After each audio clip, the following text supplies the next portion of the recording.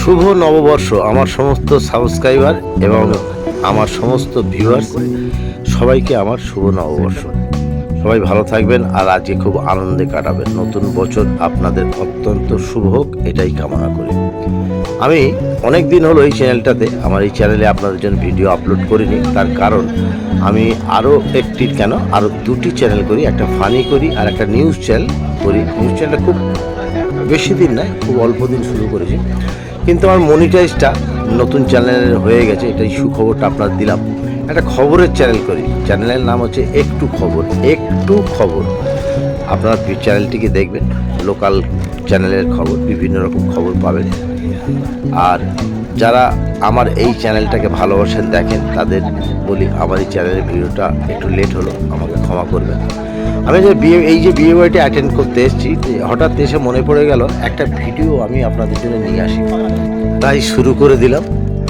ভিডিওটার অর্থ এমন কিছু বিশেষ কিছু না, হয়তো যারা প্রথমে ভিডিওটা দেখবেন তারা ভাববেন আরে এ তো বিয়ে বাড়ির ভিডিও, কী ভিডিও দিলেন না। অ্যাকচুয়ালি এই ভিডিওটা করার অর্থ, আজকে আমরা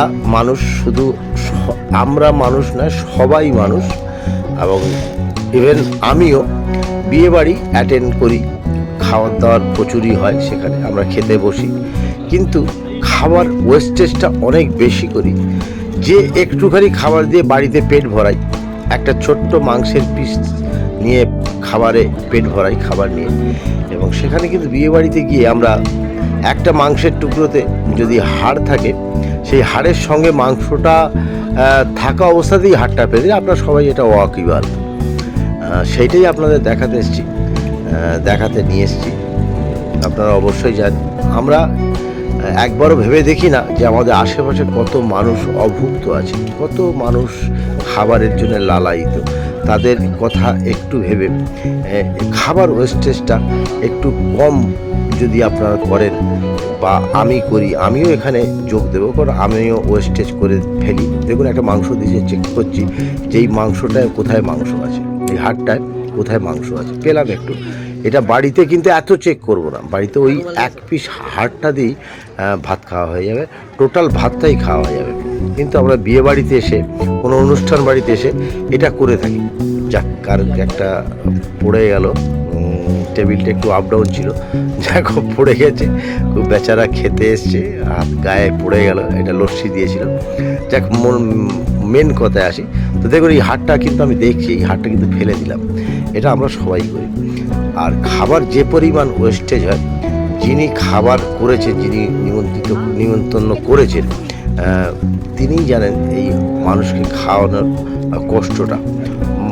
সামাজিক অবস্থার খাতিরে, কারণ সমাজে আমরা বাস করি, ছেলে পুলের বিয়ে হলে নিমন্ত্রণ করতে হয়, সেই জন্য অঢেল আয়োজন আমরা করি। কিন্তু আমরা যারা খেতে বসি তারা প্রচণ্ডভাবে খাবার ওয়েস্টেজ করি। এইটা আমার ভিডিওর মূল বক্তব্য। আপনারা অবশ্যই প্রত্যেকেই অনুষ্ঠান বাড়ি খেয়েছেন নয়, এটা প্রত্যেকের জীবনের একটা দৈনন্দিন ঘটনা। তাজ দেখুন কীভাবে খাবার ওয়েস্টেজ।